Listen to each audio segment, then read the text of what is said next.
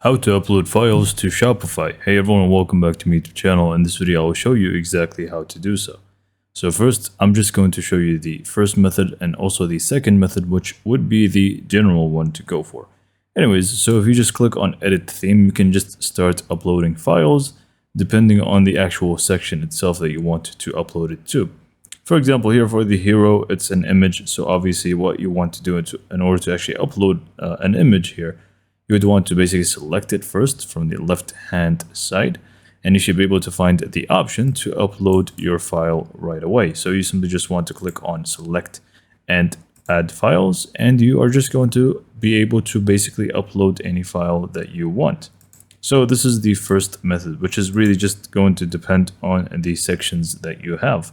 The second one would be the main one actually would be is if you go to your Shopify admin, go to content, you should be able to find files section. Click on that. And here you are just going to be able to find, first of all the different images, videos, GIFs, whatever it may be that you did actually upload previously is going to be in here. And also you have the option to upload files from the top right corner. You simply click on that, upload any file that you want, and now it's going to be stored in here and you can start using it on your Shopify store.